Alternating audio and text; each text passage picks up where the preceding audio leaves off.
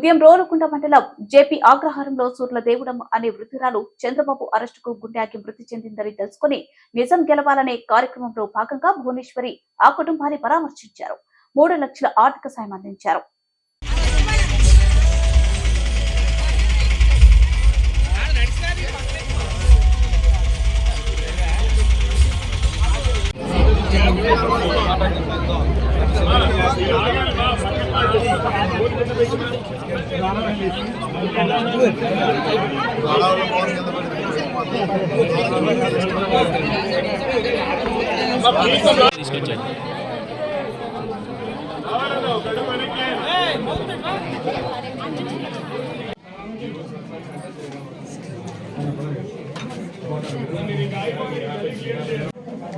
అంటే కొంతమంది భయపడతారు కదా,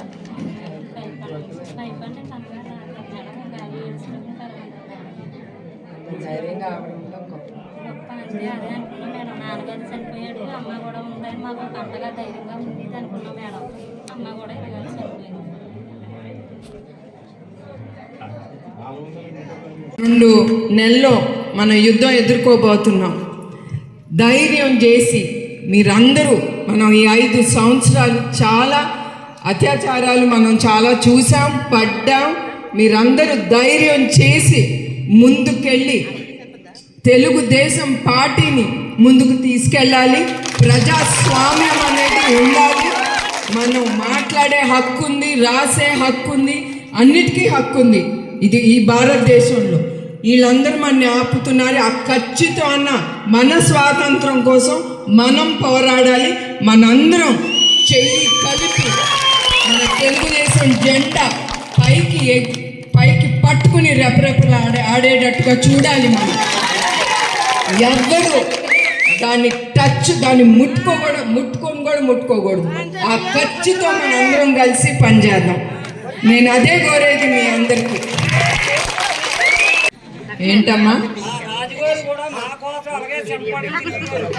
తప్పకుండా అది మీరు అడగక్కర్లా. అందరం కలిసి పోరాడాలి. ఇంకా మీకు తెలిసి ఒక 2 నెలలే ఉంది. ఎస్పెషలీ మహిళలు, నాకు చాలా సంతోషంగా ఉంది. మీరు ధైర్యం చేసి అందరూ బయటకు వచ్చారు. ఇప్పుడే కాదు, ఆ 53 రోజులు కూడా ఎప్పుడు నేను మహిళల గురించి మర్చిపోను. ఎందుకంటే ఎప్పుడు రానాళ్ళు కూడా బయటకు వచ్చారు. చాలామంది కార్యకర్తల్ని చంపుతామన్న వాళ్ళు చాలా హింసలు పెట్టారు. తెలుగుదేశం బిడ్డల్ని మాత్రం నేనైతే ఎప్పుడు మర్చిపోను. ఒక బాబాను అయితే ఆయన ఎప్పుడు మీ ఊపిరి పీల్చినా ఏది చేసినా ఆయన ఎప్పుడు మీ గురించి ఆలోచిస్తా. నేనే ప్రత్యేకంగా ఆయన గురించి చెప్పక్కర్లేదు. నాకంటే కూడా